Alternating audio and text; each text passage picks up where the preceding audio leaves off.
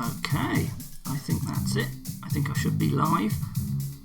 Welcome back to anyone who's there. It would be nice if someone could just post in a comment that they can hear me, that everything seems okay. It all looked okay on the preview.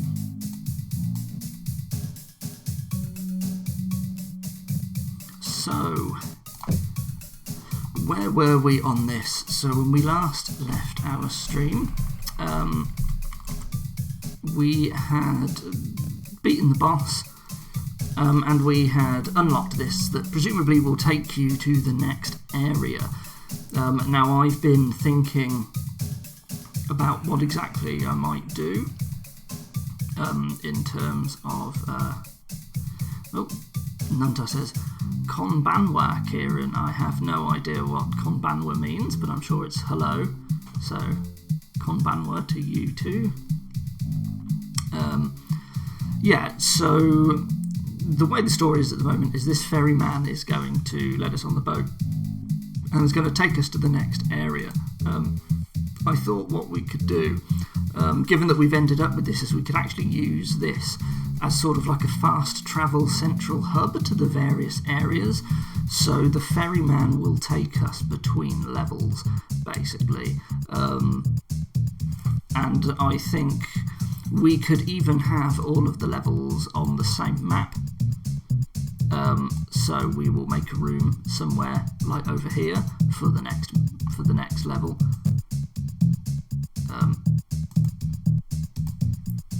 So Hyperme says hello. Nunda says good evening. How can you call yourself a Lemmings fan and not know that? That is a part of the Lemmings games. I had no idea. It must be a level named it or something. Anyway, yeah, so what I'm going to do is I think I'm going to make a second level entrance somewhere, probably in a more central location to the map, so it might be down here.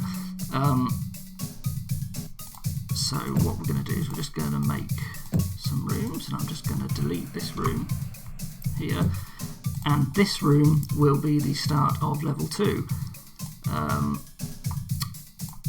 And we finally get to move away from deep spaces. Now I'm not sure what exactly I want it to be. I was thinking, like I don't really know the story, but I would like to move away from the more natural rocks and move to something a bit more, rigid man-made structure. So I was thinking I might go for fortress, and it would just be like another coastal area, I guess. And it leads up to this big fortress, and we're going to have some human enemies in here, mostly. So let's go with that. And we'll stick the coast on this side here, just enough.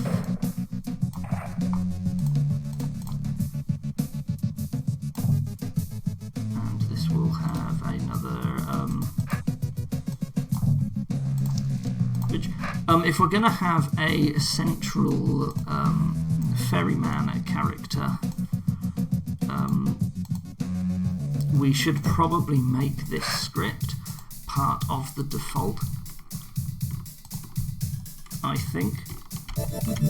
And we could then have it just be a default script where you bump into him, it plays it. And we will assess based on some variables where he takes us. For now, I think we'll do that in a future. Well, here, let's actually. Oh, I got the error beep when I opened this. That's interesting. The speech has died for some reason. Let me just check that it's not using that for this. No, that's what I thought. This is all copied in. How odd that something has gone wrong with this script. Anyway, this is all going. It's not being used. And this script will now be in the default scripting for the ferryman. So we're actually going to get rid of this in here. Hyperme says multiple levels in a level. Brave. Well, I think what I just wanted was more of that you can open the map when you're in play and double click on it and you see all of them. speech and default script is wonky. Oh, really? Maybe I want to watch out, but I don't really want to copy something. Could that destroy any speech in a future room? I don't know. But yes, good point anyway, that we will want to raise the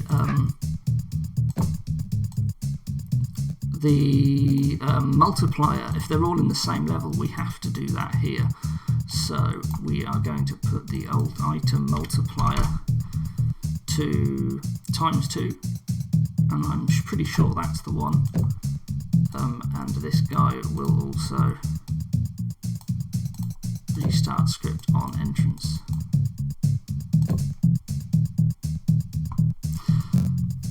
Nuntar says, I'm not keeping up to date with chat, I'm a bit behind.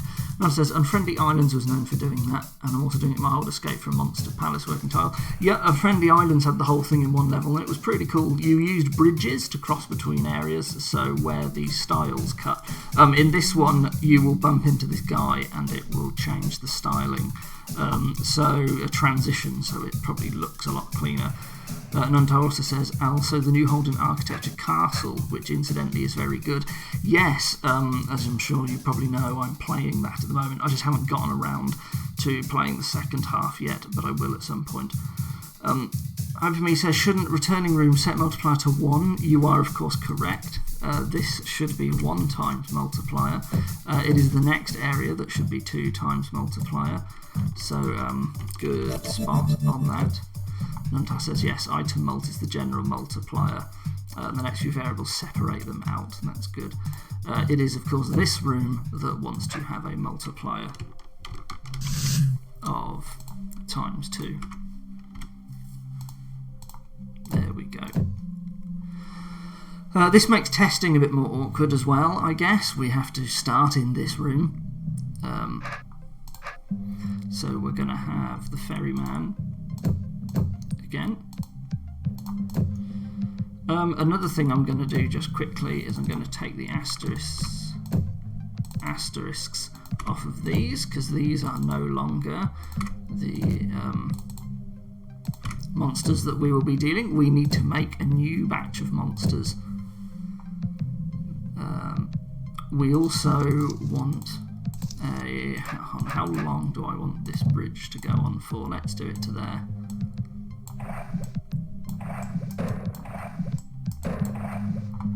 And you can go right here.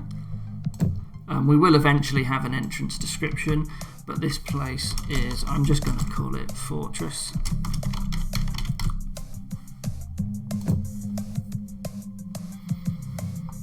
The multiple variables can be set via F4 dialogue.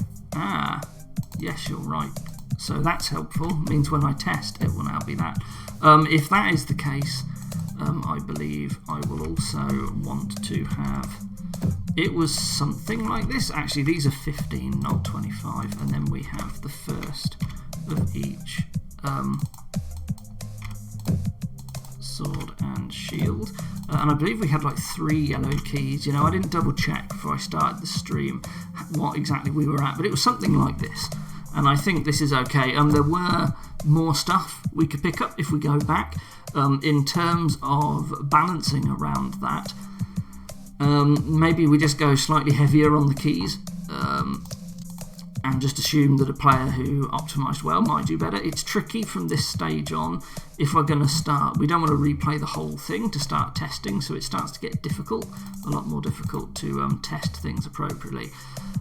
Anyway, let's think about how we want this area to look. I don't really want it a straight line unless you're actually docking in a port for a fortress. It could be that. There could be someone who you have to get them to let you in. I think this could be a bigger docking area. So, whoops. So this will be a docking area. area. Actually, I do want then this to be go to an open door, and we'll put some obstacles in. I haven't really thought about the story of this, but this is a loading bay for stuff.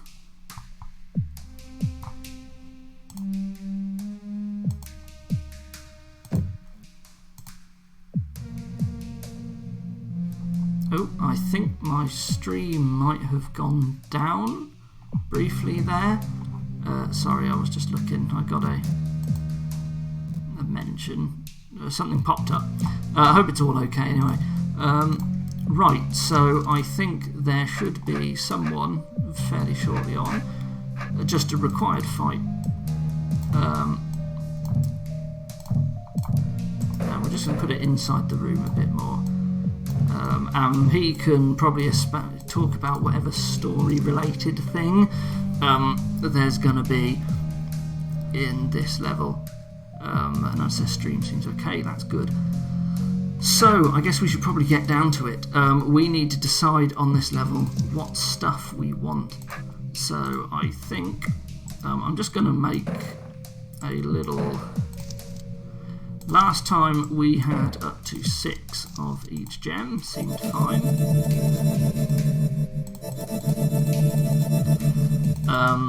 Are we going to have the next step up on the weaponry and the shield? I think so. So I guess these are the pickups. And I would also like us to have an altar this time.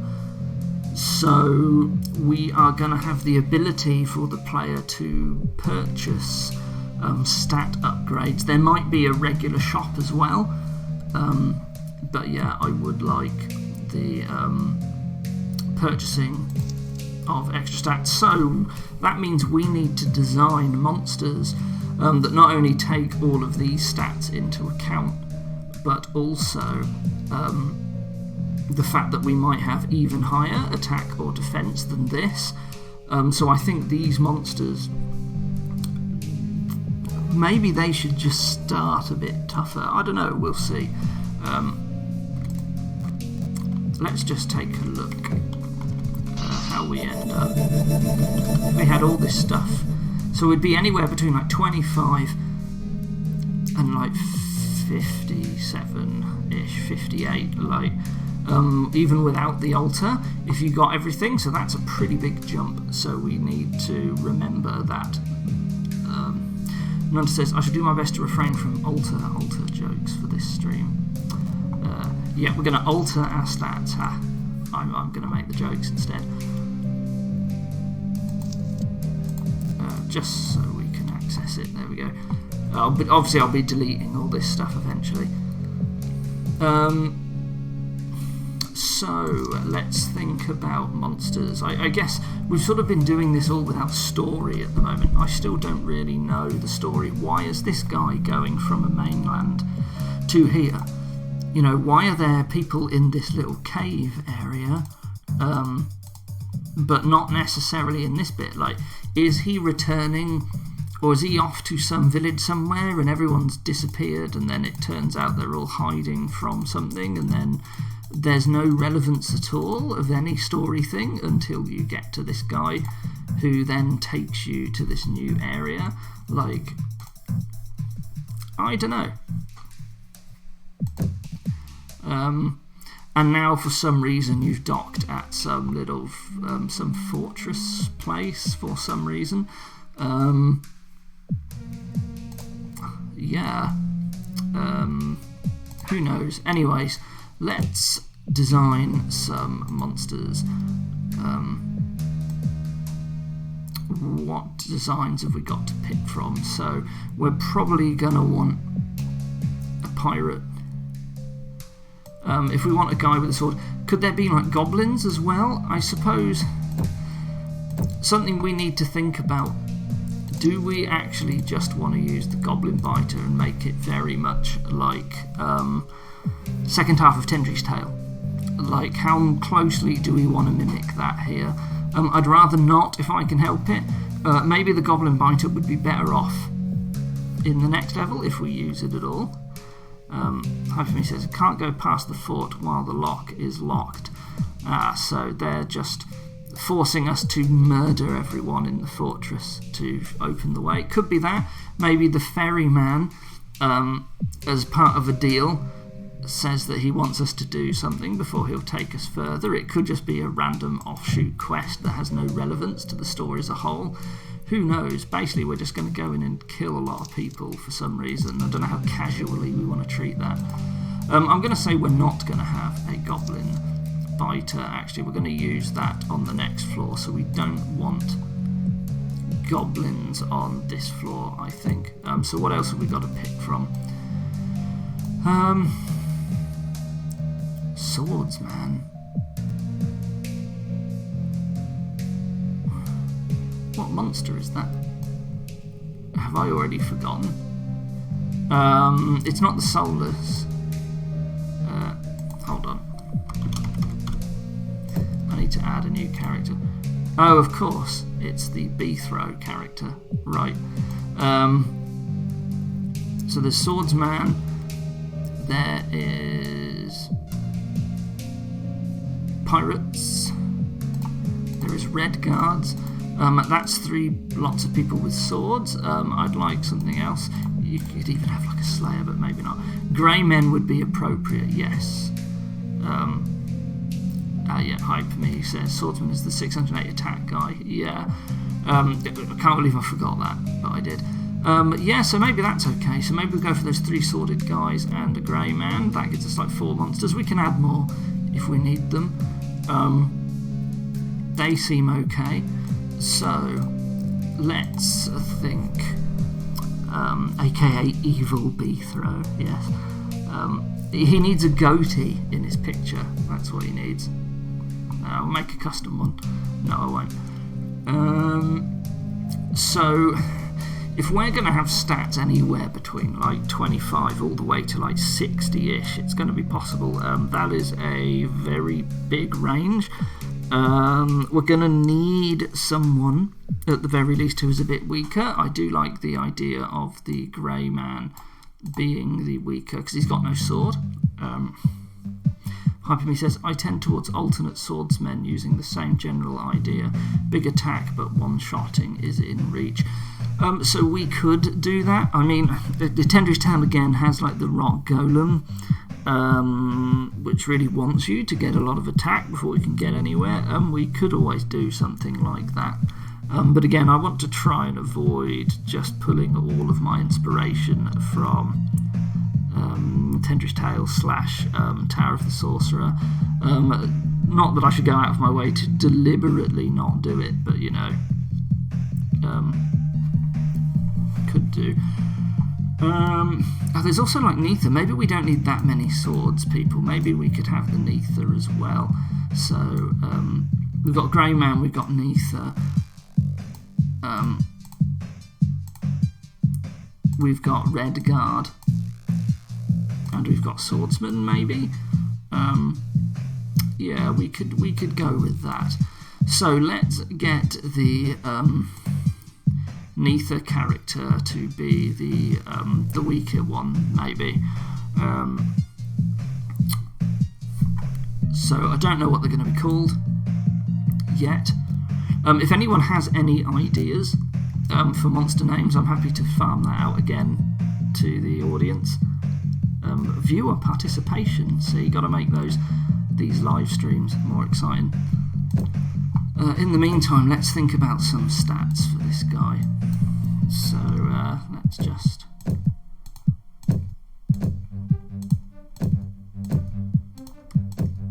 get these values sorted.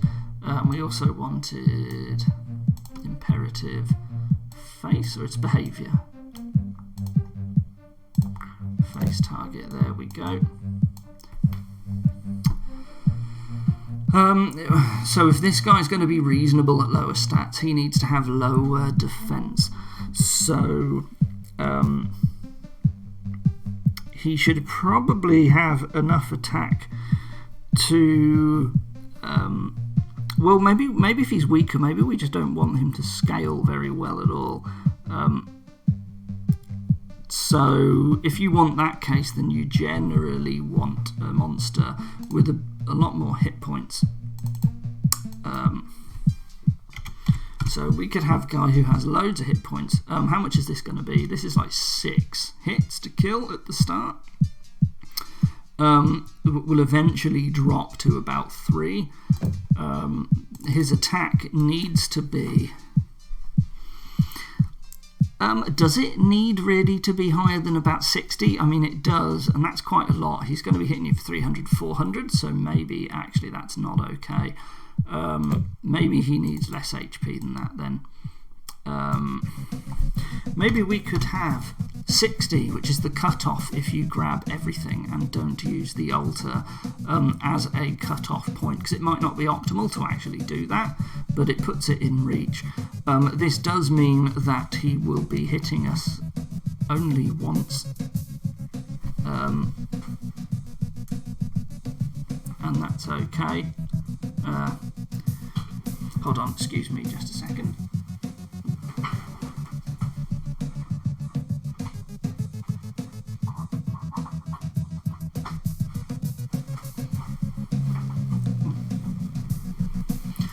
Sorry about that. My speakers make a bit of a whirring noise even when they're turned off, so I tried to just unplug them for the stream, but I just noticed I actually unplugged my laptop instead. I was like, oh, why is it running on battery power?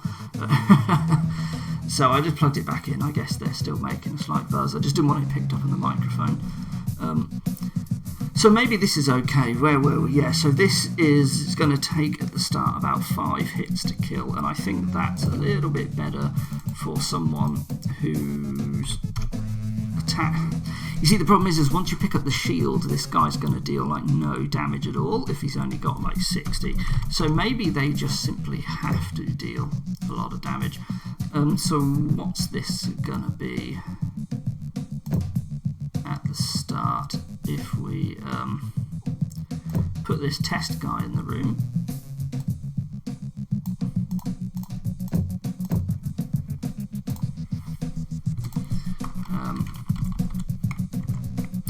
220 damage. Let's move him into this room actually.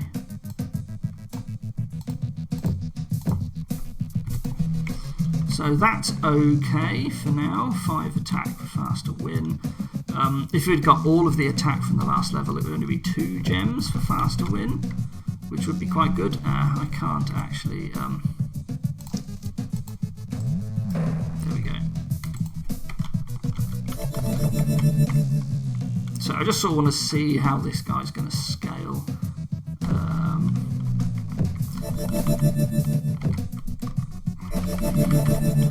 That's okay, but what about this? And if we had everything, 46. So I think this is okay. Let's just let me be able to pick up the equipment. If we get just the attack, what does that do? That halves the amount of damage. That's fairly similar. 110, 140. So the equipment, pretty good. I think this is okay, actually, for some stats for the monster. He is quite tough early on, but I think they're all going to be. So it's the other guys that we're going to want to watch out for, actually. So let's rename this guy from test until someone comes up with anything better. This is going to be weak guy. We're not having another weaker. But so this is the beginner monster that you're able to fight early on. Now we are going to want to pick new character. This can be one of the sword people, so we're going to have one who has big attack. And this can be based on the swordsman, so this is going to be big attack based on the swordsman. And what's this guy going to have? So this guy isn't going to turn to face us, he's going to stay facing the same way. what do we want for this guy? So we want, could reuse red shirt, which is what I called weak Neathalites in Castle Repton. Yeah, that was pretty funny. The only problem is they don't really have the red shirt. If they were the pirate, that would probably be slightly better. I can always try and colour him red, of course, but I could make a pun on that and just call him yellow shirt, but I guess that's... Weaker swordsman could be apprentice smiter. Sure, we can go with that. That sounds reasonable.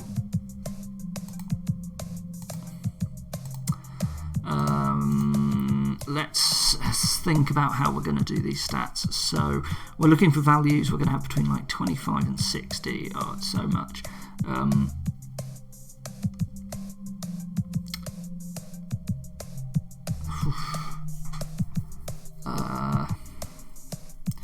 Let's see. Well, let's think about the top end, because I think that's important, and where we want things to change. So one of those pieces of equipment is going to be quite important. I think just by the nature of where we are going from still fairly small numbers now to a more reasonable range. So I think we're still... Or maybe, well, the health potions are better now as well, aren't they? So maybe it is actually, they'd give like 400, so maybe we can get away with some fairly beefy enemies. Now that we're adding in the altar, of course, we want to try and encourage people to buy it, but also you don't really want people to buy it. Maybe just having enemies that seem scary in terms of their damage is actually better in that case.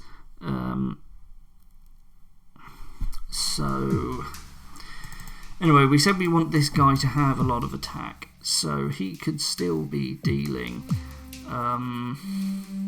what's it going to do per hit, even at the top end? Like if he had 100 attack, he'd still be doing like 40 damage per hit, which is quite big, but let's just go for that as a range for now. Maybe that's not enough. Maybe we want to go for... He's got about 120. So that's huge. He's actually going to be hitting you for about 100 per hit early on, or just under, and I think that's fine, actually. Now for the other ones we need to think about, okay, if he's going to be doing that much, how many times is he actually going to hit us?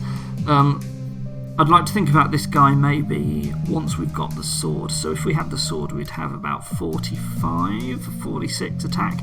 Maybe we would pick up enough to get us to around 50. Maybe in that case I would like 50 attack to be an important threshold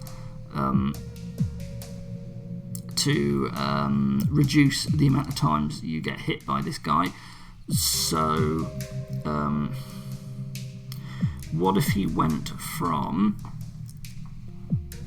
at 50 attack from hitting you like 3 times to 2 times? So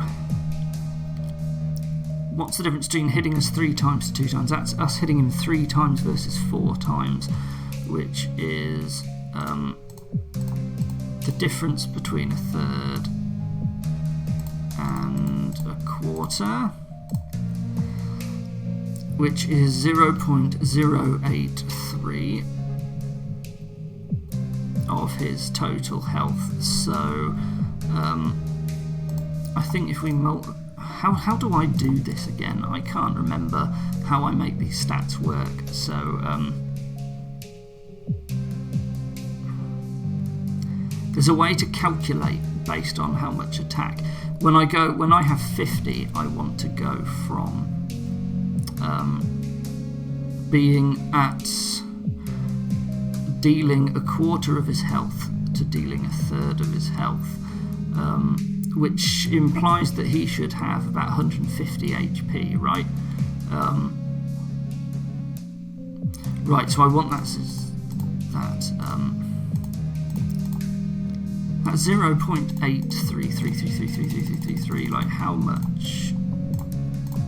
Is that like 1/16? You'd think I'd have good enough math skills to work this out. Whoops, it's 0.08. 3D3. Gosh, I hope this is interesting to watch. Oh, I need to do divide 1 by... Oh, I'm messing up all of my maths here. You can't see me on the calculator, so this is a very poor streaming. It's 1/12, which makes sense. A quarter times a third is a 12th.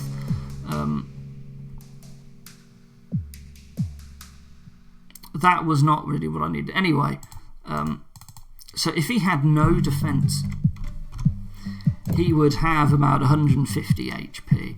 I would like him to have some defense, so let's say, yep, none targets it right, it's a 12th. I should have worked it out myself. I should have been able to. So let's, what am I trying to do here? So the whole point of defense is to just adjust the attack values that you have either way. So instead of being like 50, you'd say, well, actually it's the equivalent of getting up to 40. I think what I normally do, actually, how I get this maths to work, I need to reread my post in the forum.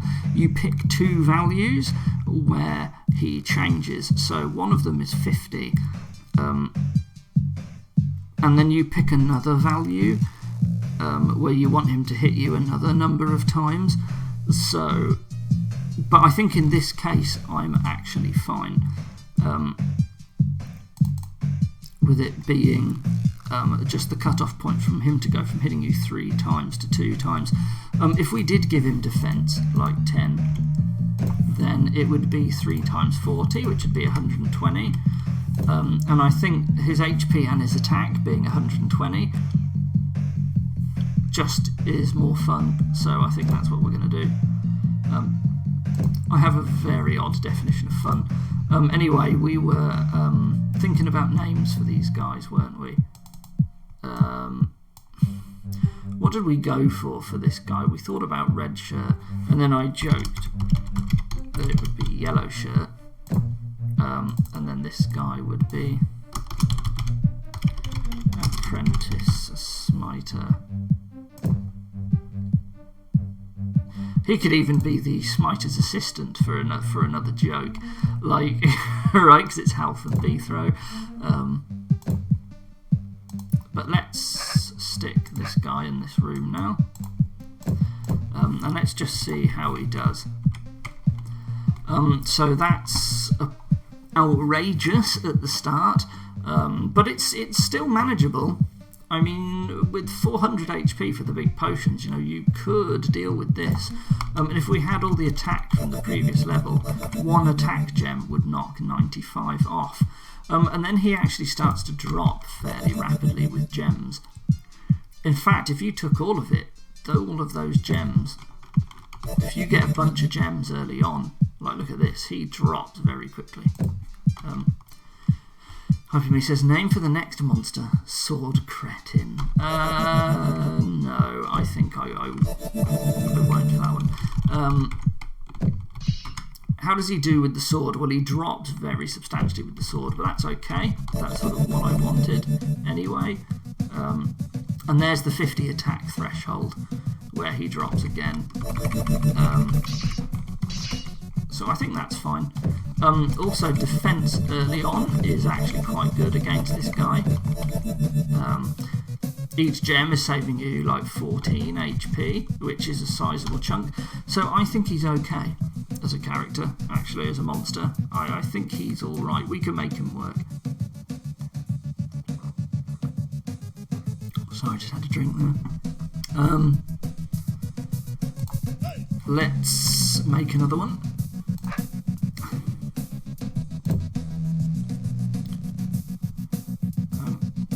Since Swordy hits a lot, defense is also good, says Hyperme. Yes.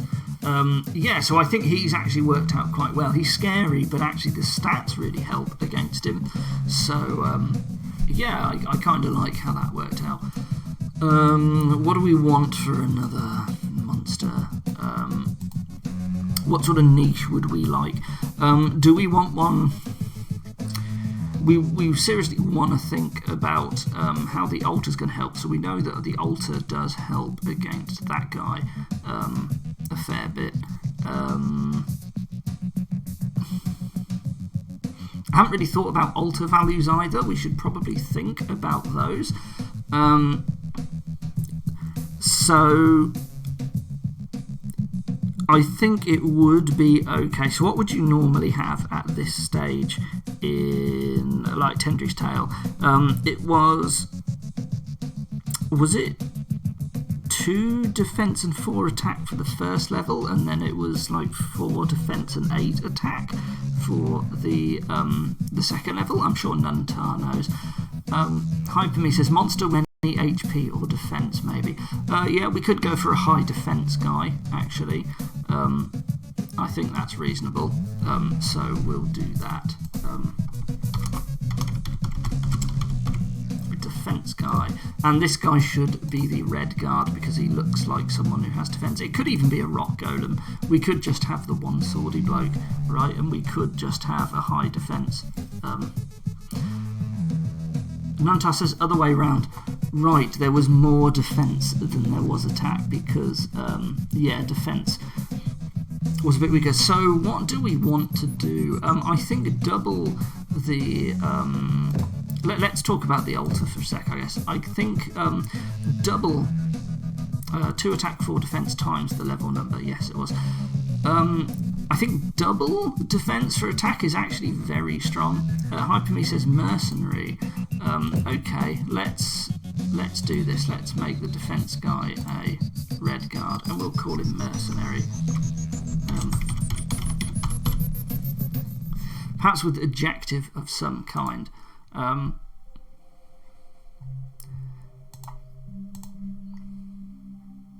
Armoured mercenary. Nah, that's too generic. I'd like them to be funny if possible. All the other ones were like puns and stuff. These guys are still like various jokes. So we can come back to that anyway while people think. Yeah, so in terms of what we want to get from the altar, 4 attack is still quite nice here because you know, we've got a monster based on 15. Nuntar says what I do in my altar is Fibonacci. The first altar is 2 attack, 3 defense, next is 3, 5, and so on. I think I would like some nice generic formula, like they just multiply, or maybe I would change the altar just based on what fits the level monsters best. Would I rather have attack be the equivalent of a gem? Probably not. Discount mercenary, perhaps. Okay, that's quite funny. I do like that. Aldi brand mercenary. Yeah, that's it. So he's like Tesco value, right? So it's like he needs a brand name that implies cheapness. So like if it was Tesco value, it'd be value mercenary or something. But what can I think? Aldi brand, yeah. I think discount mercenary is probably about as funny as it's going to get, though. It's generic enough without needing to know any like particular supermarkets or anything. So yeah, I like that one. If we put it at like 4 attack, that would imply that, you know, if we got all of the attack gems from the last level and we picked up the sword and none of the gems and we took attack, we would hit that 50 threshold, because this would take us to 4. We'd start the level with 26, this would take it to 46, and then doing that would give us 50, and that would be a nice way to start making these guys cheaper, like without having to pick up any gems, but also early on as well, just getting like 4 more attack. And if we had the last attack gem for the last level, this would go down even further. It knocks a huge chunk off of this guy. And it would also help with the yellow shirt. So actually that's incredibly strong. With the way these monsters are, like 1 attack gem from here or the last one. Which one did we leave in the last level? Actually, there was one that I didn't pick up for some reason. I think, was it this one? because I used 2 green doors, one here and one on the sword, so I think it was this one. And if you spend the green key here, or you just pick up 1 attack gem on the next level, you can save a lot, so that's quite good. For defense, I don't want it to be quite as good as 8 defense, which is huge. And how much attack did these guys have again? 80. If it was 8 defense, then I guess 2 at like 8 defense, you'd buy the altar twice. You would almost completely eliminate any threat from this guy, which is fine. I mean, you are spending 2 early altars, which might be bad, but I don't want it to be double. I think that ends up, the math usually works out that it's very strong a lot of the time, based on the just monsters that you can have, or sorry, not monsters, yeah, just regardless of the stats that you pick, like double defense is actually very good. So we could go for like 50% better, so it could be like 6 defense. I think it has to be bigger than attack to actually be competitive, so maybe we do that. Maybe it's 2 attack times the level number and 3 defense times the level number, or I think that's valid for this level anyway. I think that might work out okay. We can always tweak the formula on future levels, and who knows, it might even be valid to not take the altar at all on this level, but I think that's what we'll go for.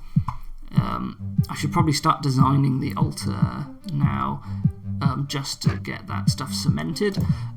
What I would like to do is have the altar be a generic character, and then there is just some variable in the altar room that sets the multiplier, so we can just drop him into a future level, set the multiplier in the room, don't have to change anything, like copy all the scripting, and if we want to change the formula, like edit that everywhere.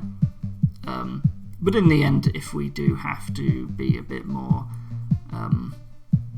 specific and tweak the values as necessary, we can do that. But I think maybe that's what I'll go for, and we'll see if the defense value works out, or if any of the options are too strong. Because we could always drop it to like 3 attack and 5 defense or something like that, right? Even though there's no good way to map that. Second level 3 gives you 3 and 5. Maybe there just won't be a good formula. Maybe we just set the values of what they are in the level. Since you're directly changing item mult, you can just refer to that. That is true. Or we could do that for now. It also could be that we just have 2 variables, one for attack and defense, and we just set a character in the room that just sets to exactly what they're going to be for that level. If we'll go down that route, if the I think I'll build it based on item mult for now, but we can build it based on that if it seems to work out better. Anyway, let's carry on with the discount mercenaries. So this guy was he's another sworded guy, and he's gonna have some high defense. So should he have high enough defense that you can't even hit him without the sword, or should he just have... we could do that. So we could say you aren't actually fighting this guy until you pick up the sword. Then you would be expected to have attack somewhere between like 45-ish to 60-ish. So that would mean you'd be dealing like 15 to 30 damage. So the attack gems on their own will effectively double your attack, which is pretty good. So this guy is actually going to scale pretty quick to the attack and the attack gems, and that's also going to encourage you getting more attack at the altar, isn't it? I would like to then make a guy who, again, as the last monster, is a bit more defense oriented. So let's make this guy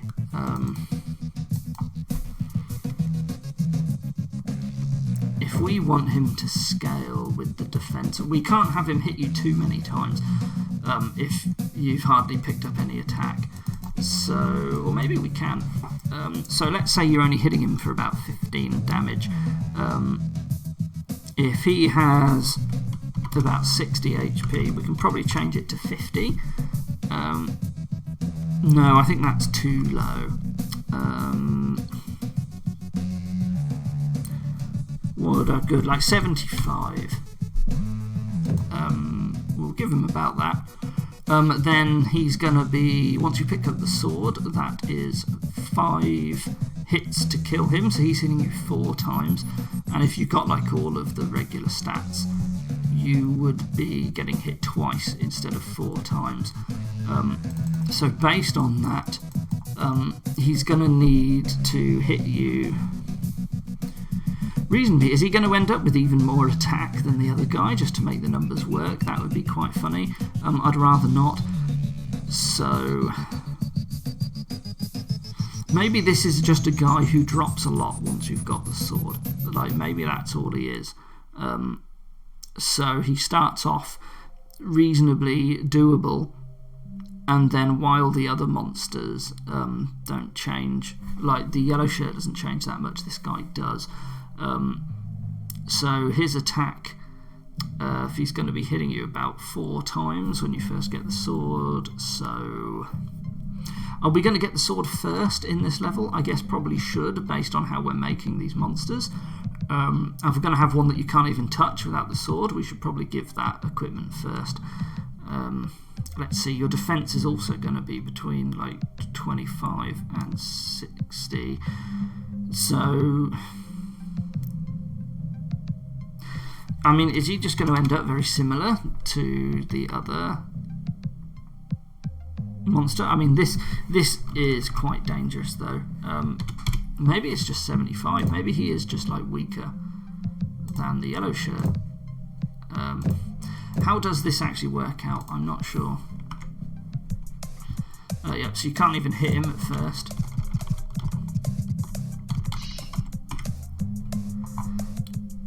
Once we get this, yeah, he's still... These are very similar now, though. I think they're probably a bit too similar. But...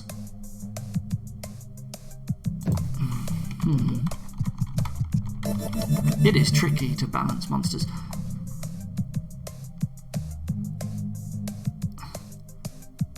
Not making the attack too high means it's possible to add choices involving stepping past swords. Yeah, I don't know how much I want to make choices involve getting hit by swords. So one thing I find with evil eye attacks and swords in some holds is that if you make a choice that just involves just taking that sort of hit, it means that effectively it's a choice where your attack doesn't matter. And while that's fine, they tend to be quite good. You can usually do pretty well by just like taking those choices first, because you actually scale. There are much less savings to be had if you leave it until later. Like, they don't scale very well.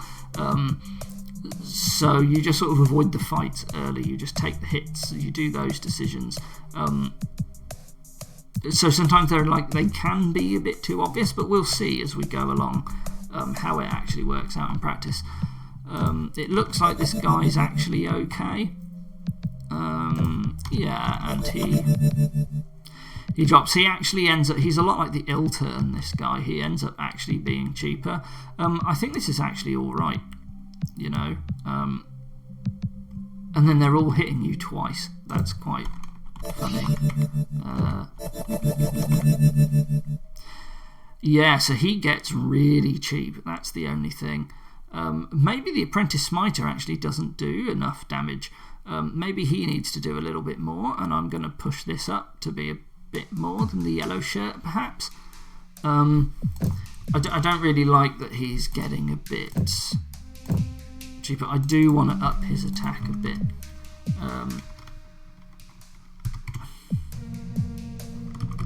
But he ends up very similar at the end to the other monster. So, whoops. Whoa, what am I doing? Press escape to cancel. That's not edit script. This is... maybe this guy just really does kick your butt in terms of damage. Let's do 140 instead. How have I screwed everything up now?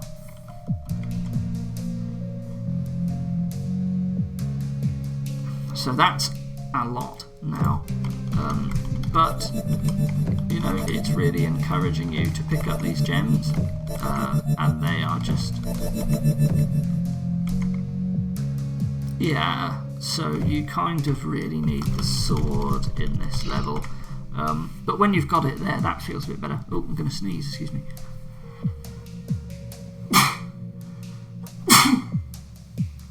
I should figure out how I'm going to mute this if that happens. I like this a bit better now, actually, I think.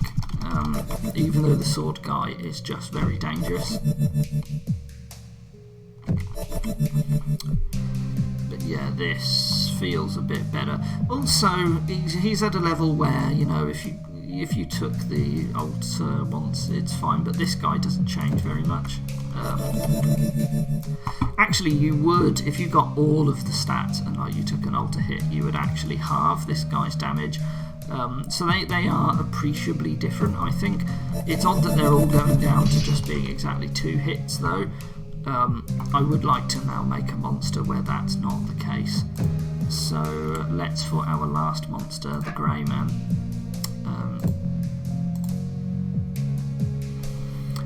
He's going to be a many hits guy.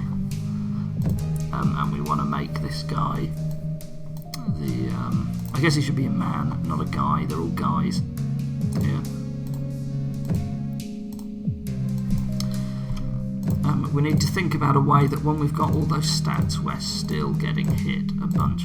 So I think the only way to really do that without it being ridiculous is to just have someone who's got a lot of health. So if we had at the top end like 60 health, he's going to have no defense, I think. That's usually, if you want something to not scale so well with attack, you give him a lot of HP and not very much defense. So he is going to have quite a fair chunk of HP. Is 200 good? It means even with all of the attack, you're still going to be getting hit 3 times, which is okay. I'd like it to be a bit bigger, I think.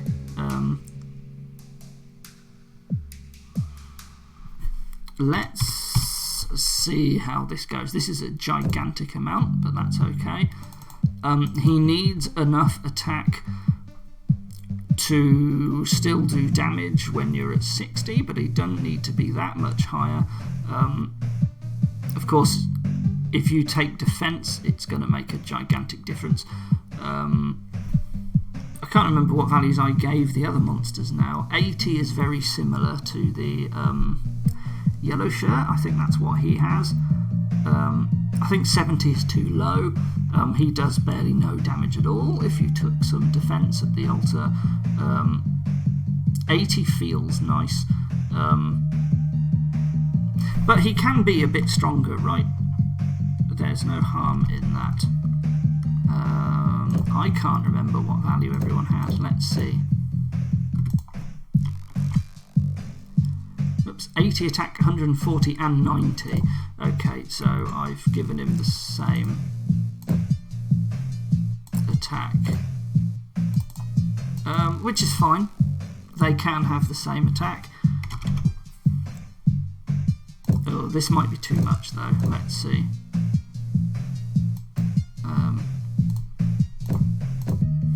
This guy's probably going to absolutely kick everyone's butt at the moment. That's okay for now. I think I would like him to do a bit less when you come in with no stats. Man, that one extra attack is really going to make a big difference with the stats that I've picked. If you grab it in the last level, like, it is making a massive change. Like, all of these really want that extra one attack all the time. Don't know how I feel about this guy at the moment. He's actually, yeah, he's way too strong. He needs less attack. Maybe we just drop him to the same attack as the yellow shirt. Right, so I think that's more reasonable. Wow, that was huge. 495, 315, 180 damage off. That's all right. 275 versus 495. That's also pretty big, but it is the sword.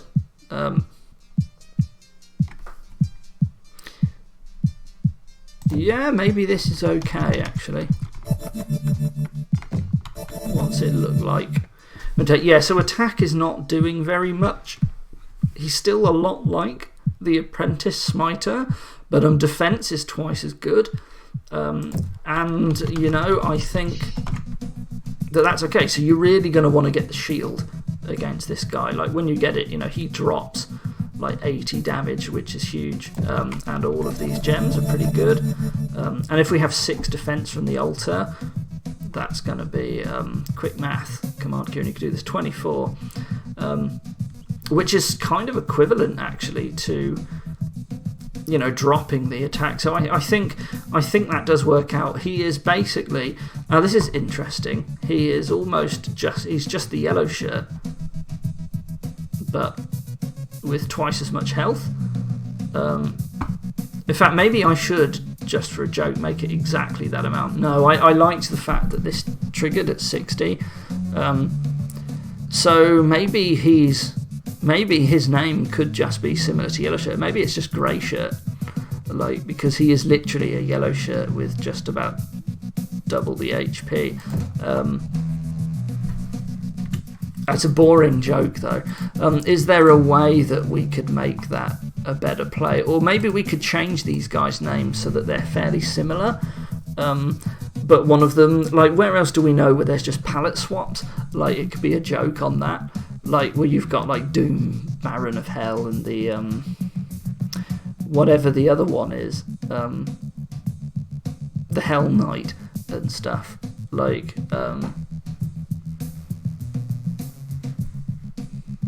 you know. Anyway, if anyone has some good ideas on that for a pair of names for these two, where like one of them just implies that he's just like got more health than the other, because that's literally what they are, and otherwise they're fairly similar, that would be kind of cool. Just another drink, sorry, my mouth is very dry.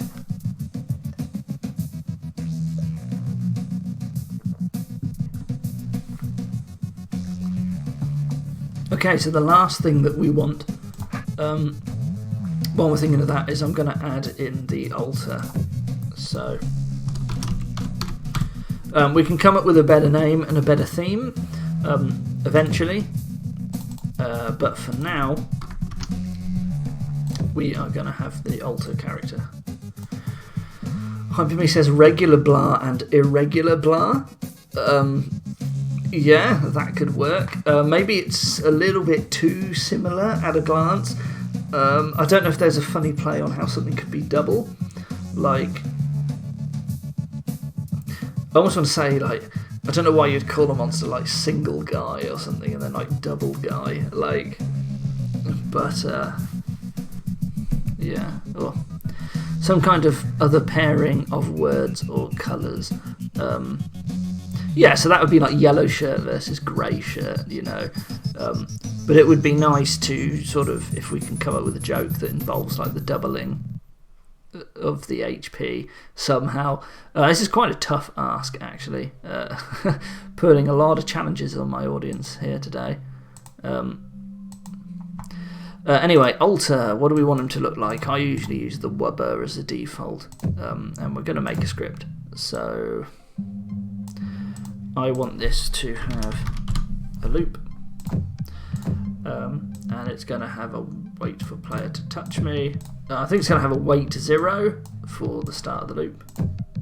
No, it doesn't, because it just needs to wait for a touch. Lone thug and dueling thug. I do like pun and jewel, you know. I do like that dual thug, you know, like, but he's also a dual thug. That's pretty good. I think we're going to go with that for now.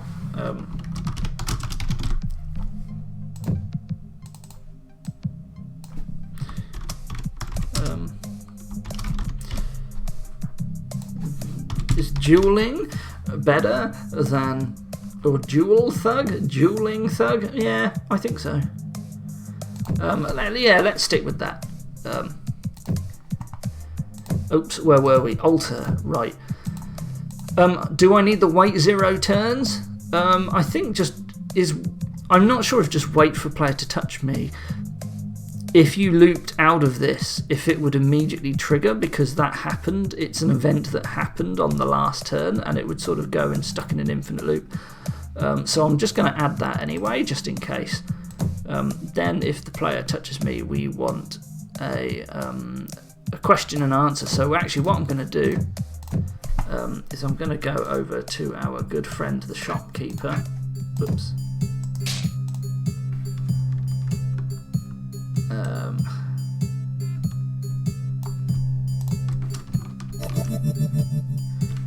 And I'm going to copy this because it's kind of like an altar that it's kind of like a shop, sorry, that we're making, right?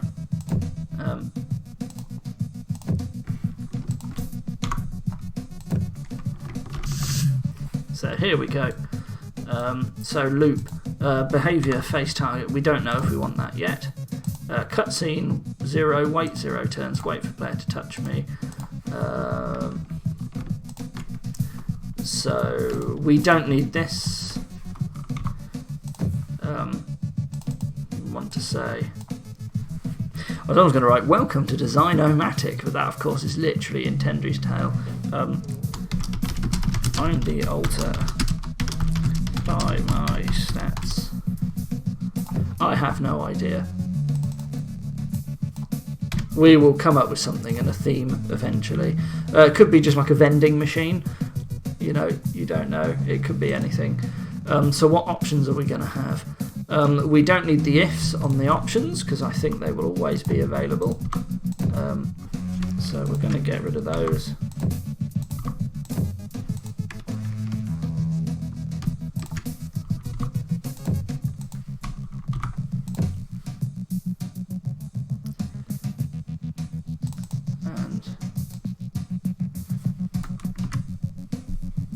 Just leave, which is by nothing is fine.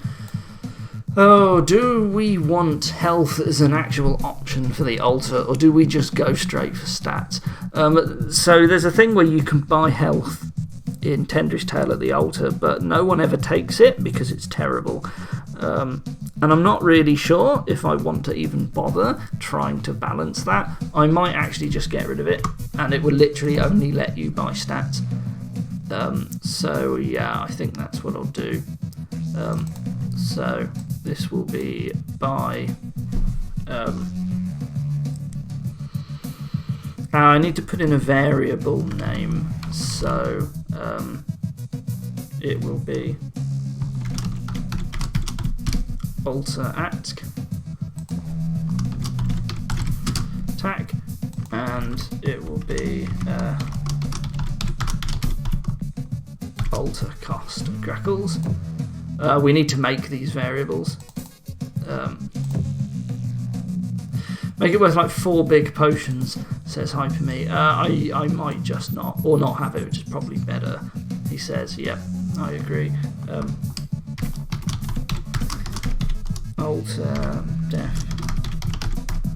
defense. And do I really need to put the cost against each one? Why not?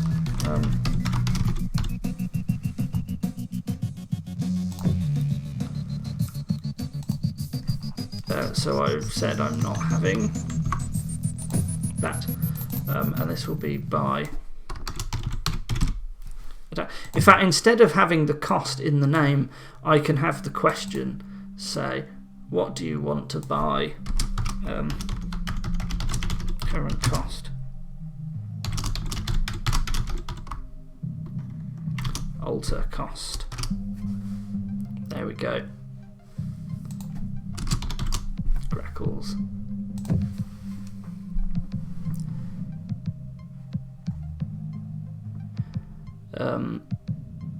That's labelled by attack, and then this will be by defense. And sadly, unless, well, I sort of still want the option to show up even if you don't have the money, so that people can view it if they haven't got the cash. So I need to do this check in each. So wait until this is greater than alter cost -1. That's telling me that that variable doesn't exist. So we need to make the variable. So what we're going to do is we're going to have a script in this room, and it's just going to add these variables. So this is alter cost, alter cost. It's going to assign, I don't know, 100 for now. Whoops, I always do this. I need to add it first. There we go.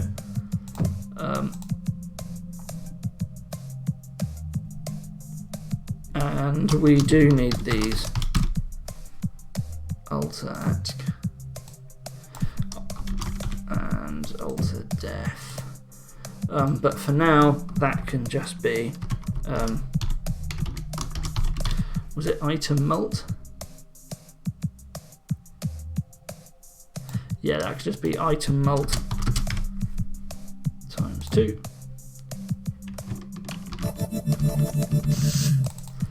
And this will be alter def. Whoops, sorry, it will be here. Alter def, and that would be item mult ×3. Oh, we need to watch out for the order that these actually execute in, because that will be setting that. Also, we actually want the alter cost to be something that we set once. So we actually don't want this in this script. We want this to just be set somewhere in the hold and then go away, because it's a one-off. So,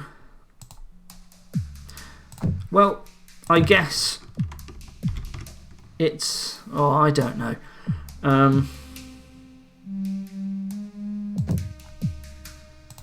But we do need to calculate how much attack and defense you're going to get. Maybe the alter can do that, of course. The alter itself will, as part of this, it will set these variables. So, and this is the same but with 2. Cool. You'll notice that this if is no longer got the asterisk, so this works now. Alter add, alter def, alter cost. Yep. So if you buy attack and you have the money, then we add to the player's attack equal to alter attack. We reduce Greckles by alter cost. We don't remove any items, and we don't set any variables. What we need to do then is we need to actually change the cost, don't we? So the actual cost, there's going to be a.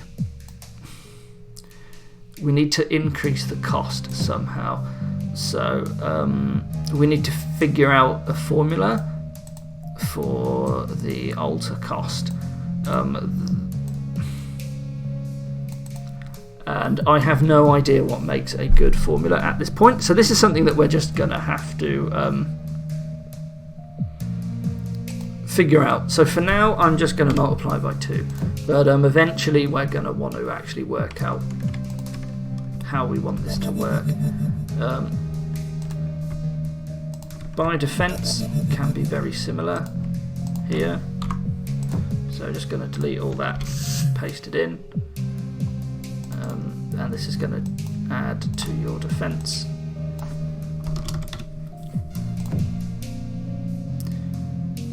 Yeah, so there we go.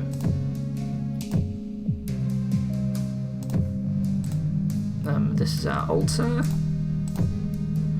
And just to make sure that it works, I can't remember how much money we had, but we're just going to give ourselves a whole bunch of it. I'm just going to check everything's working fine.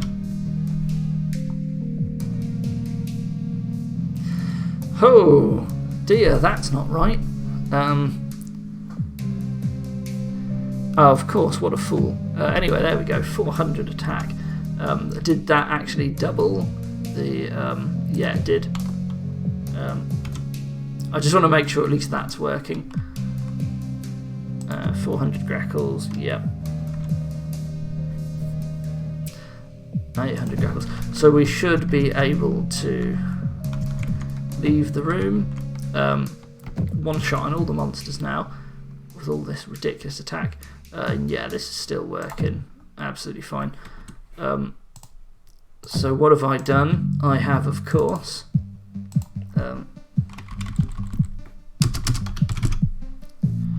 I meant to do this. Can I put brackets in these formulae just to be safe? I can, that's good.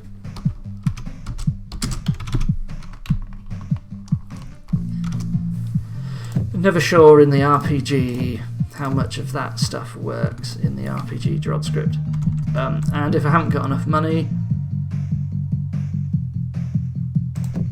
You don't have enough money, excellent. And let's just make sure we have exactly the correct amount as well. It's like doing unit testing. There we go, that did work. Excellent.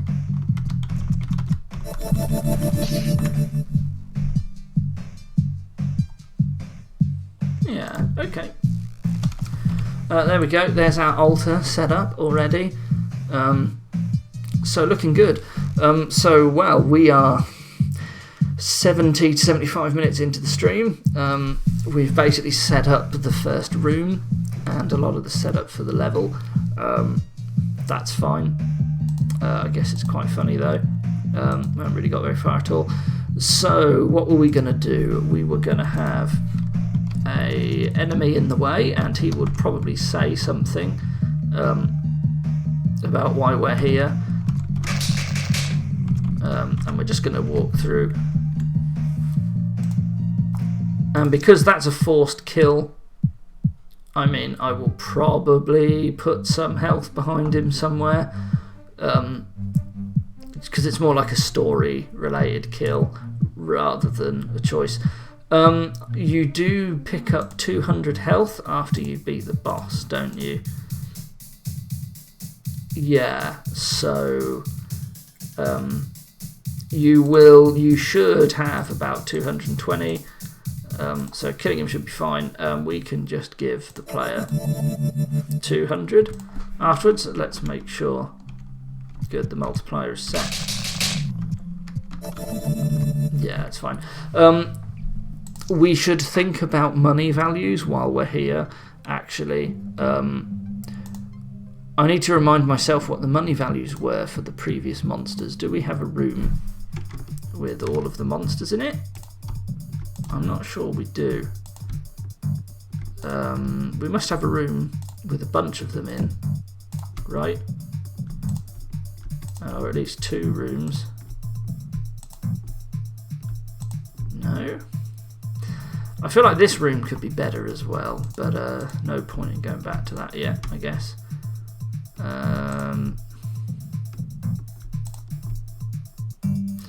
I guess I don't have any rooms with everyone in it. But what do they have? I think they went between 3 and 10 grackles. So these monsters should all be better than that. And it may turn out that like 100 grackles is too cheap or whatever. But let's decide. So Lone Thug. Substantially more dangerous than the other monsters in the level. He could probably start with 15 as a base point. I'm just coming up with stuff there. Who's the most dangerous? It's this guy. And you can't kill him until later, so he's going to want to be significantly better than the Lone Thug. I mean, do we go as high as like 30 gold? We could do. I want it to feel appreciably different, so let's do that. I mean, the difference between 3 and 10 in the last level was very substantial. Maybe he could be even higher than that. Like, maybe we just escalate the money quite substantially, and we base all of the future costs around that. I mean, we're not using grackled doors, so we don't have to worry. Then again, this also makes the shop on the previous level very, very cheap indeed, doesn't it? So maybe we don't want to be this high. Maybe we will drop it to 12. So he's like killing a tough tarantula, but a bit better. And maybe this guy here will give you 25. Which is a nice round number. So these guys can be in between. It would be funny if the Dueling Thug gave you twice as much, but I don't think that's good enough. I don't think that's balanced, rather. So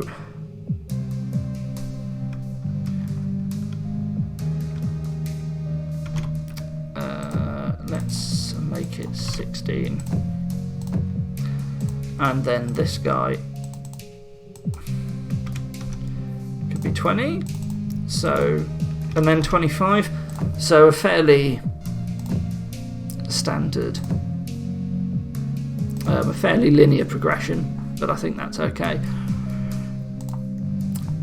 Based on that, 100 is probably far too cheap for the altar, but do we actually want the first altar use to be buyable early? Like, do we want it to be early? Again, you think about Tendry's Tale. The second altar is available for you to use right at the start of the level. In fact, I think you only kill like one enemy, if any. Maybe you don't even have to kill any at all, and you just have access to it straight away. It's not even locked behind a door or anything. You just walk up to it. No monsters. And maybe we want to... Do we want to do something similar? Maybe we want to stick it behind a door or something. But we could make it available early. I think it's important, actually, based on the monster stats we start with. Buying that early attack starts making a difference on like all of these monsters that you can fight. Including the Lone Thugs, right? Like, if you got every attack, then the next attack you buy would make a difference. So maybe we do want to encourage people to think about, hey, do you want to consider buying it? So maybe we will put it in an early room. We could even like just put it in here, just give player access to it immediately, and just say, hey, this is what you're doing in this level now. You know, this is... just let the player be aware very early on what it does. We could stick it behind a yellow door. I think that's okay. We did give the players a yellow key at the end of the boss, and maybe that's another incentive to never actually open it. Maybe we put the health in the altar room as well, or maybe that's a bit too harsh. But yeah, we could do that. So I get to get away from the irregular shaped rock walls, and now can go to just making these endless funny patterns. There's no nice floor in this, is there? Like design. There's only this, which looks okay.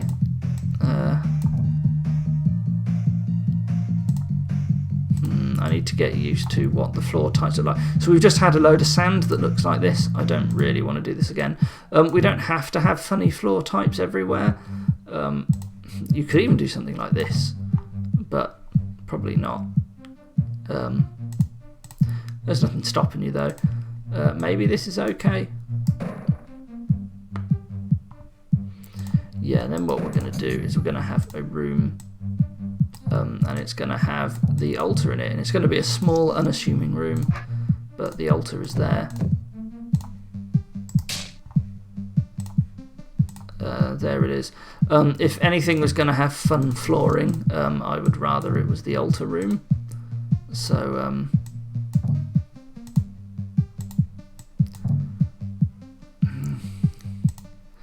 no, okay, maybe not.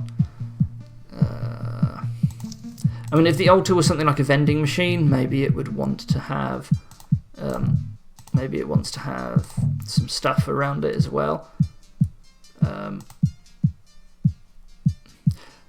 Would it be good to have a checkpoint in here near the altar? There should also be the fast travel stairs around here somewhere, I think in the altar room, because I can see you coming back, or see the player coming back later, so maybe we want to think about that as well. So we will have some stairs.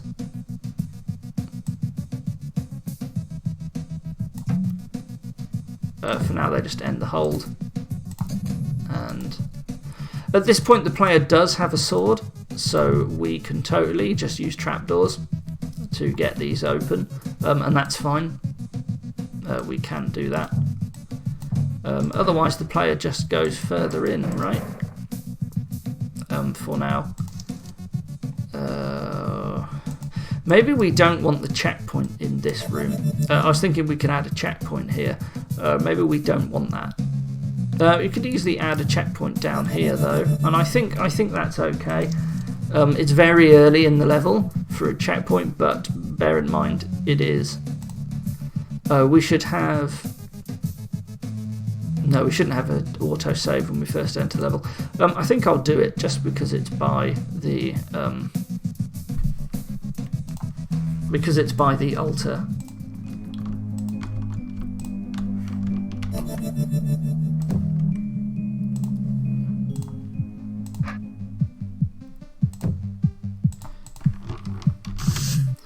Here we go. Player to touch me, autosave.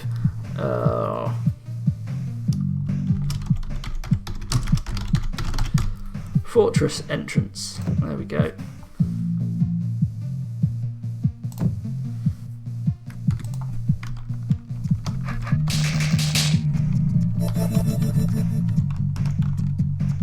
Yeah, cool, that works.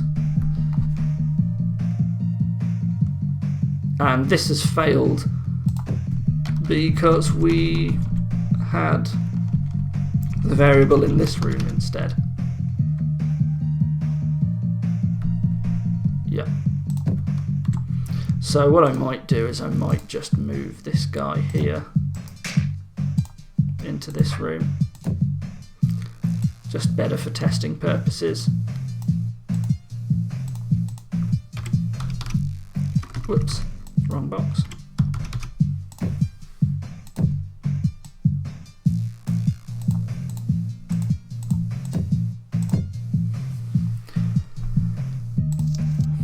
Yep, so there we are. There could always be a player here that discusses the altar or something, like an NPC, if we want to. And the checkpoint's out of the way from auto move, so this is good. So now comes the level proper. I'd like to do a bit of this in the half an hour that we have. Otherwise it's a fairly boring stream. I think if all we did was all this setup, So what are we going to do?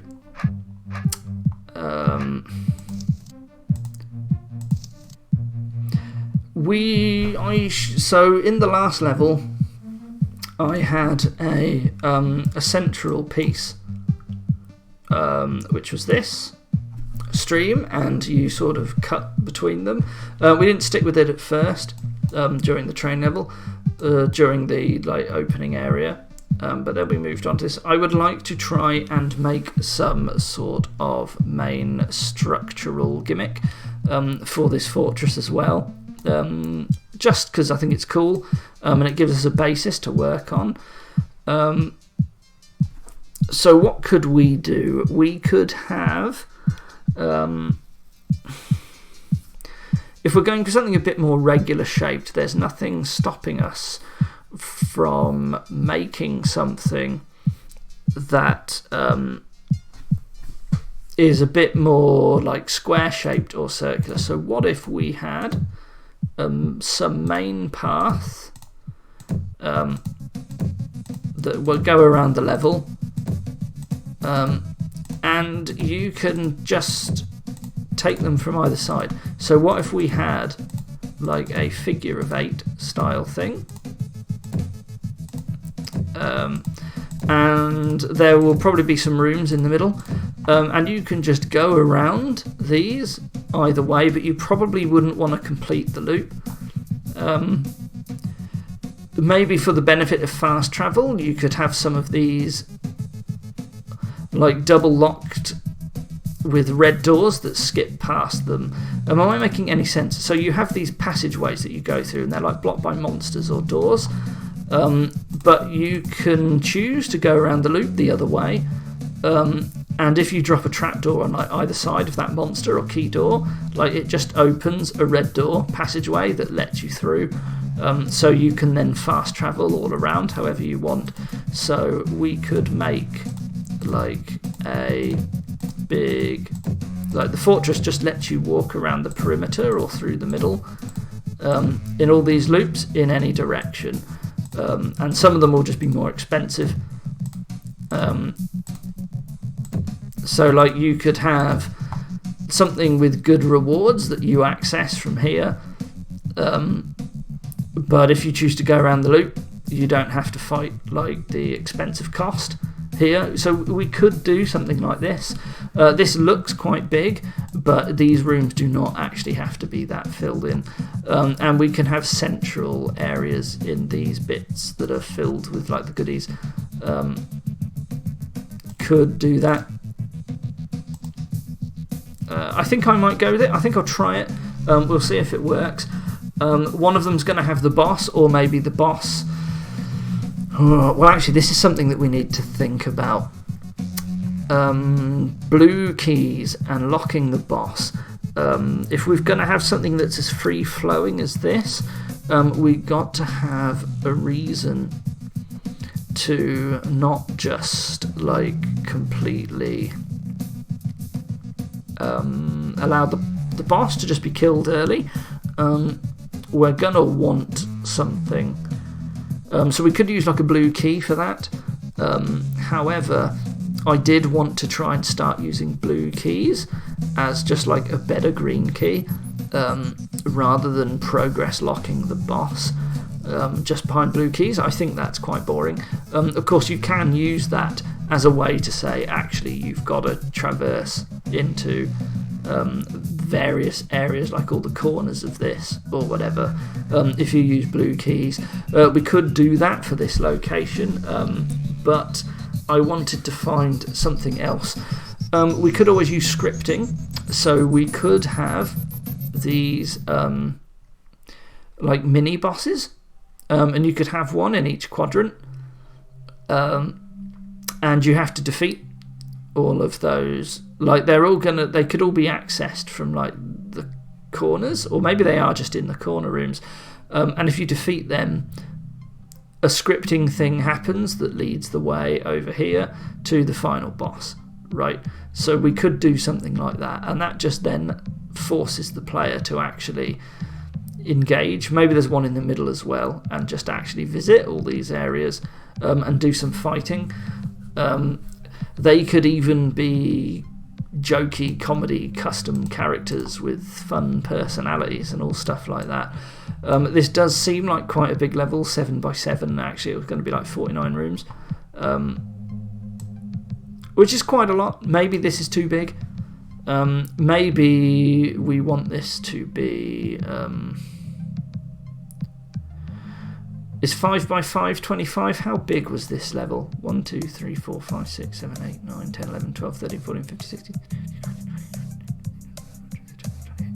29 rooms with an empty one. 25 with these, and the boss room though is probably better, so I think that's what we're going to do. I'm going to make this a bit smaller.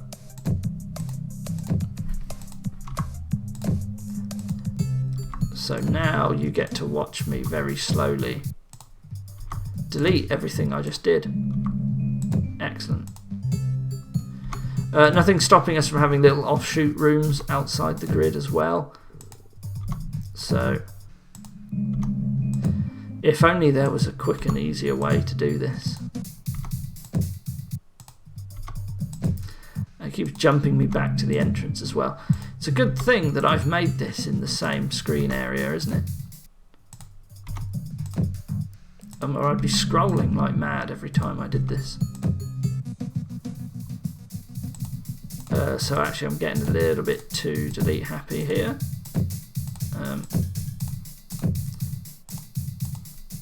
So there we go. I think this is fine. This makes for a similar sized level. And we can have this main structural idea. So let's... Where do I want to put the corridor? I think I would feel better if I had the corridor on the edge. So we're just going to have this big corridor. It will have various blocks in it, blocking things, but for now, just to get the main structure idea so I don't forget about it, we're going to have this. It could use a different floor type, perhaps. It could use the road floor type, seems fitting.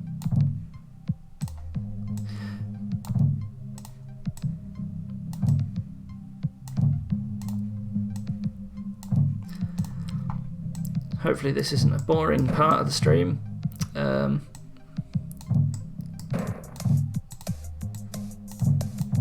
But it needs doing. I guess it's no more boring than watching me just make some natural looking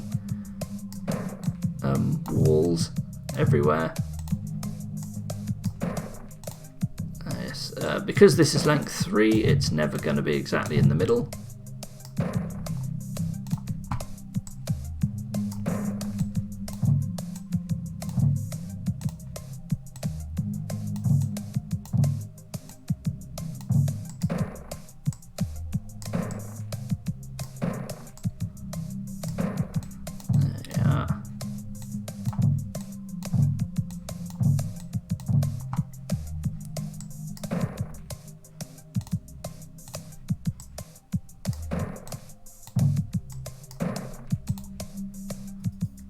Ooh. This is the wrong style. How did this happen? It must have got cut off from the rest when I made it. One of them was cut off, yeah. How interesting that happened. Bonus points to anyone who spotted it earlier, I suppose, if anyone was paying any attention.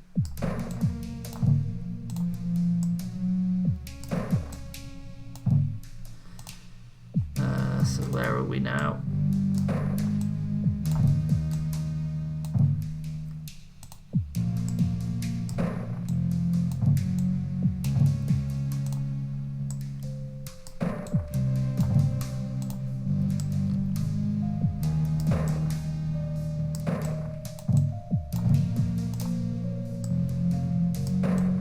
Oops, there we go.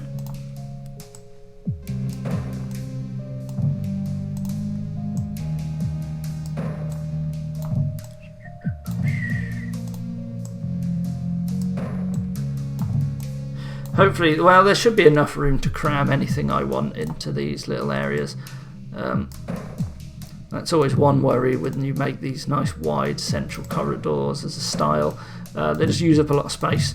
And you don't want to do too much jumping between rooms. So one thing I've got to consider with this is how fast travel is going to behave.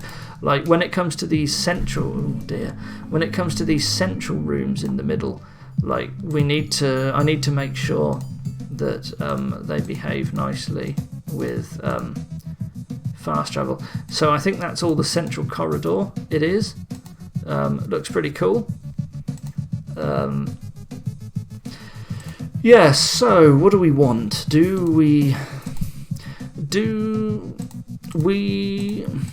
What am I saying? Let's try and make something interesting as a main goal to get the sword. So, like it could be the sword. You're going to be able to see it in this room. So we're going to place the sword in here. However, there's going to be like a blue door in the way if you try and just access it through the fastest route. And if you can get a blue key from somewhere, you can then just cut straight through and access the room with the sword. Whether this is going to be behind a monster might be more interesting than a door. It could be both. But you will find the sword room.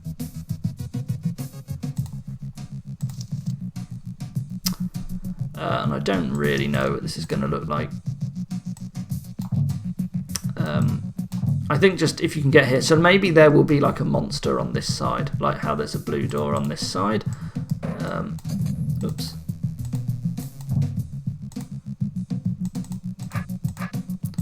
We could have some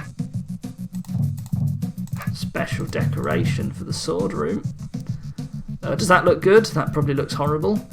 No, I don't like it. What we should do is we should make it bigger because it's an important room, and then we can put like lights and stuff around the edge. And this room will have not the goblin biter, the short sword. So there we go. We've placed it. And this is a very important room. Oh, this is something. This has just reminded me. We need to deal with the lighting, but also something that I forgot to do. I didn't actually make this level outside when I did it before. Now, because I've applied that to the entire level, I need to put the darkness back in this room. There we go. Another thing we should think about... oh, I'm going to need to do this again. What sort of water reflection? So we didn't have the water reflection before because it wasn't considered outside. But actually, I would like there to be something more interesting than these dull grey clouds.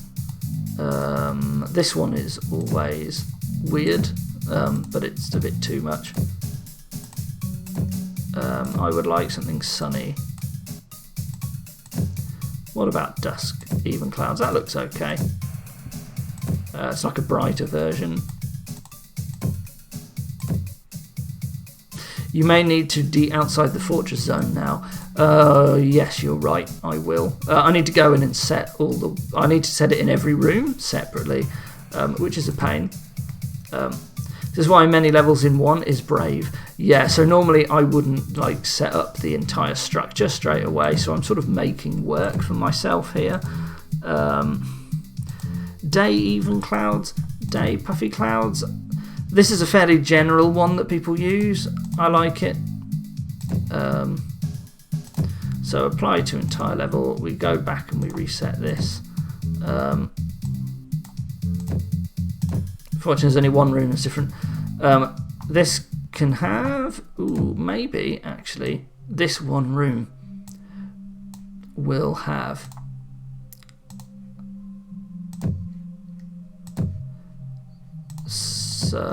yeah, so it's a lot darker here. It's more foreboding, right? It's the same sort of sky, but it's nighttime.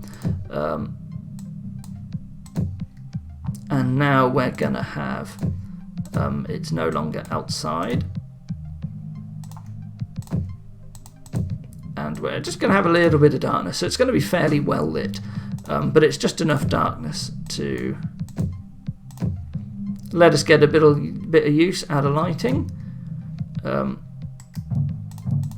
Maybe I want it slightly brighter, actually. Sinister nighttime clouds, they are very sinister. There we go. So here's what we're actually going to do. We are going to drop this. What I might do is I might change all these rooms off stream, just because I think having me sit here do this is going to be really boring for you guys. So I might change the weather off stream. Yeah. Oh, I can do this thing I like to do where I put lights in the corners of every room. It's very generic. Maybe instead of the lampposts, we'll use the lampposts where they special here. Otherwise, we will resort to regular ceiling lighting. Just drop them in rooms like that. Probably nothing in the corridor, but in various rooms we can. However,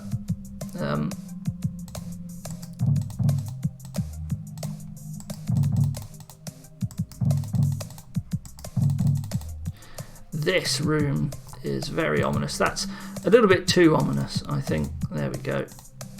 That's a bit better. The pink sword room. It's not quite pink, but it's good enough.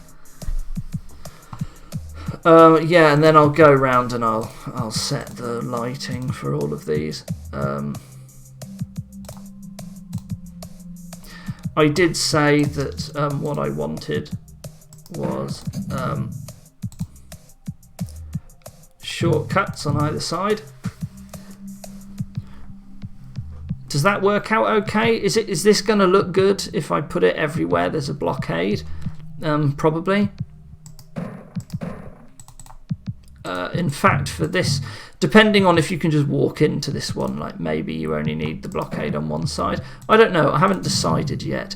I want to try and avoid tunnels if I can, because they tend to screw up the auto travel, but so does having a door. What I want to avoid is in the original tale, like rule 3, you just have to walk a really long way around to get anywhere, and there's just loads of walking. And it would be really nice if you could just zoom through. Ooh. I think I'm having another streaming problem here. I think we're back. Not sure if I vanished there.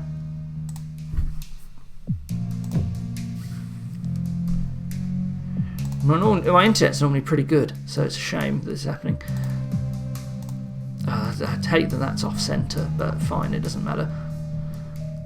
Right, so a couple of things. One, this is a bit pointless unless there's a way to actually get a blue key. However, I do want picking one of these routes to Hyperme says stream seems fine, that's good.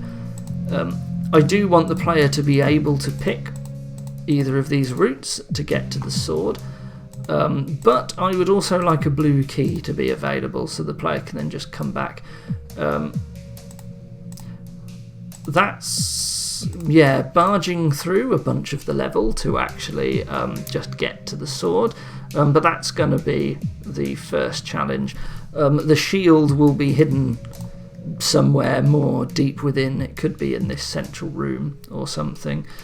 Need to figure out what these central rooms going to do. Maybe the central rooms just won't have anything in them. Could just end up deleting these, but it would be a shame not to use the space. I'm sure we can find a way to fit in the space, but they should probably be good rooms. I don't know if I want to eventually start considering some accessories as well, but I'm slightly worried. We might not go for flippers just because we're using this is our way to jump between levels. Flippers, they're just gonna, it's using water, right? We're just gonna hit all of these room boundaries everywhere. So I think flippers are a no-no in this hold. Invisibility potion is always slightly terrifying as well, because of the way that you can just walk through stuff.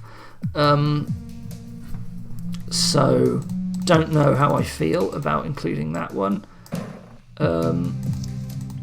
Grappling hook is one of those ones that you sort of design the hold with it in mind when you use it, otherwise it's not really that interesting. Or you give it and then you like make a level where you just jump around everywhere. Pickaxe, I do like the pickaxe, but again can be slightly worrying sometimes, and you also want it to be used in a way that isn't just a blue key sometimes, so you sort of have to keep an eye on preventing major breaks. Of course you can have stuff as well like the portable orb just to skip through these shortcuts, or even open a red door, right? Like the portable orb actually could be okay as like an accessory somewhere. You could use it as a blue key, or you can use it on one of these red doors and just skip through somewhere. But then you've got to watch out for stuff like this, where the player just like skips a boss with it. Would the portable orb even have broken anything on this level? Sorry, I'm just zipping through this to see. Oh, this is. I guess if the player we gave an accessory that allowed the player to step inside the shop, we would have to disable the shopkeeper. Like he calls you a thief, and he shouts at you, and then it doesn't work anymore. We could do something like that. That would be interesting, actually. Hyperme says all accessories are problematic in their own special way. They are indeed. We could even have one of these central rooms only accessible by something like pickaxe, right? Or accessory. But I do want to avoid accessory chains where everything is just like one accessory gets you another accessory, which gets you another, which gets you to some like secret checkpoint. I think that's the most boring way of using accessories, because they could be a lot more fun and interesting, and they just aren't if you do it that way. You just can't use them. Speed potion is okay, but you tend to just use it against bosses, and you just save it for the boss for the one fight in the game that's going to cost you the most health. You can use it to stab bombs, which is quite funny, but then that's adding percentage damage into your hold. Because at any percentage damage it halves basically, and bombs usually do 100%, so you can stab a bomb with a speed potion and survive and kill other monsters with it. These one-way ones are tricky if you're only given one, like wall walking and warp token. You sort of have to set up an area where you can specifically get back out again. That could be another way to like try and shortcut into these if the room setup allows it. It's a bit too awkward, I think, the warp token, unless there was a way to make it multi-use. Wall walking, you've got to watch out, it can do stuff other than doors. And I thought about the lucky blade. The bomb is okay, actually. The hand bomb, it is literally, though, like the speed potion. It's a better version of the speed potion, basically. It's just like, hey, this one boss is not going to do any damage to you. So, yeah, I mean, maybe it's too much to consider. Maybe we could throw in a pickaxe somewhere, or a portable orb for fun, and just have one accessory in the hold. But I don't know. we'll see. I guess it's too early to think about that now. And I'm all doing this as a distraction from building the level proper. And I've now I've basically got 10 minutes. Hyperme says warp token is mess. Yeah, so making use of this is part of the reason why I built the backpack, in that in my little hold for the contest, the 2018 year of RPG, I wanted to be able to do stuff like use the warp token and then be able to get out. So I give you 2 warp tokens in that hold. It was very unfortunate that it turns out that the invisibility potion breaks the script that forces you to put stuff into your backpack. You lose accessories if you pick them up when you've got the invisibility potion. They vanish into the ether because when you pick one up, it deletes what would be an empty accessory slot. And I put an invisible character over each of the accessories. If your slot is not empty, so that it forces you to put in your bag anything that you're holding before you pick it up, but you can just walk through those NPCs with the invisibility potion. So if you wanted to use the invisibility potion to go around and pick up a load of stuff, it does break, which is really sad. Maybe I need to update it where you can cycle to an empty slot in the backpack. I don't know. Anyway, I'm not including that in this hold because it turns out that using chaining accessories together in the same room is absolutely bonkers, which was, of course, the whole point of why I made that. But yeah, the warp token can actually be quite good in that situation, especially if you can combine it with a pickaxe and then a second warp token. You can pretty much just go anywhere you want. For the most part, it's quite funny. Smack a wall that's in the way, use it to then warp to another part of the room. You can do all sorts of fun stuff like that. Very funny. Anyway, we haven't really got time to now start building the rest of the level, which I think is what we're going to do next time. So I guess what you can spend the next 10 minutes doing is watch me set the darkness for all these rooms while we discuss more RPG stuff, or I'll just call this stream slightly earlier. Actually, it's probably what I will do, but I want to do this while I'm here.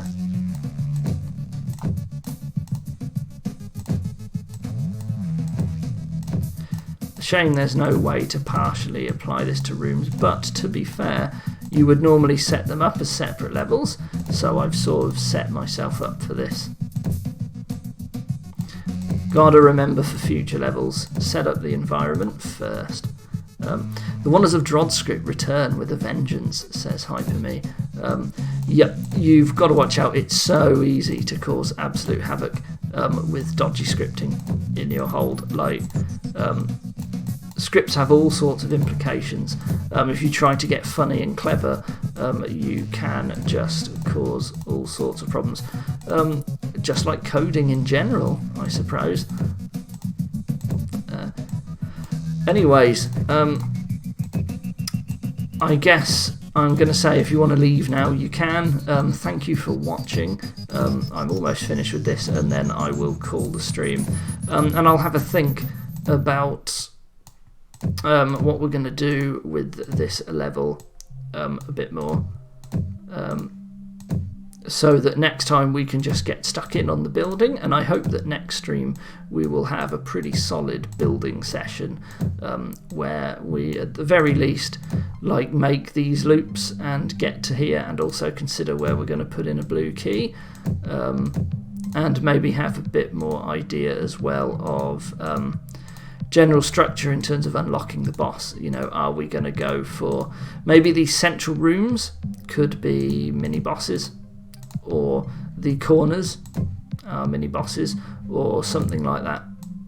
There's all sorts of things we could do, and I think we will lock the boss in via scripting. So you need to defeat things or gather the special powerful orbs of power, or whatever, the MacGuffins. yeah, who knows? We'll see. Right, that didn't take that long at all in the end. And I guess that's it. I guess we're done here. Thank you for watching. I will see you next time. And goodbye for now. Thank you.